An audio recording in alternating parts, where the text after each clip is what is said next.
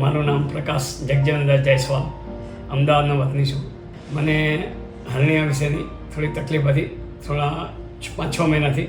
એટલે મારા family doctor Sunil શાહને સંપર્ક કર્યો હતો. એટલે એમને સોનોગ્રાફી કરવાનું કહ્યું. ત્યાં એવું ડિટેક્ટ કરવામાં આવ્યું કે તમને હરણિયા બહુ સાઇડ ડેવલપ થયો છે. ને મારા ફેમિલી ડૉક્ટરે મને રેફરન્સ આપ્યો હરિભક્તિ સાહેબને મળવાનો.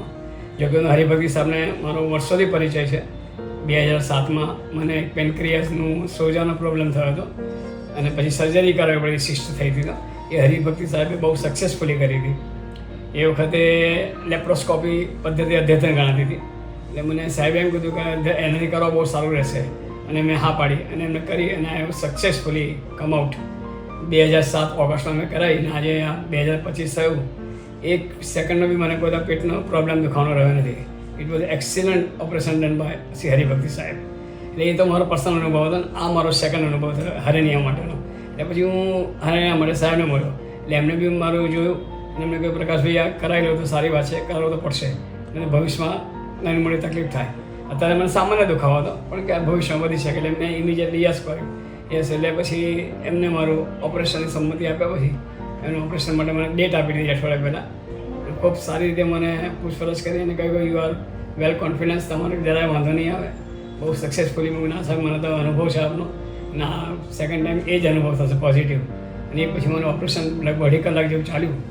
એમના ઓપરેશન કરવા તો પહેલાં મેં સમજાવ્યું મેં સાહેબ લેપ્રોસ્કોપી કરી દીધું, એ રીતે જ કરશો ને.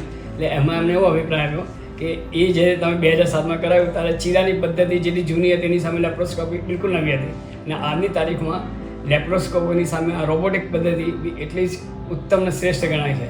એટલે એમનો જે આગ્રહ હતો અને એમના માર્ગદર્શનથી મેં ઇમિડિયેટલી આઈ સેડ યસ રોબોટિકથી કરી. It is my first experience રોબોટિકની. પણ એવું સરસ રીતે કર્યું અને હજુ ખુલ્લા હાથે મારી રીતે ચાલ્યો અને ચાલવામાં મને કોઈ જાતનું પેન નહીં, કોઈ જાતની તકલીફ નહીં. ભાઈ હરિભક્તિ સાહેબ પોતે 10 મિનિટ પછી આવ્યા, એનો રાઉન્ડ પર નીકળ્યા છે. એટલે એ જોઈને ખુશ થઈ ગયા. મને કે તમે બિલકુલ ઓકે દેખાવ. હું સબ ઓકે દેખાવ ને I am really okay.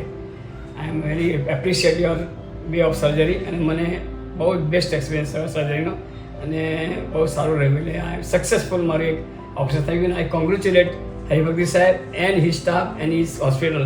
All are coming in an excellent category. Thanks to my doctor Haribhakti Sahib and as well as to the Kaizen Hospital also.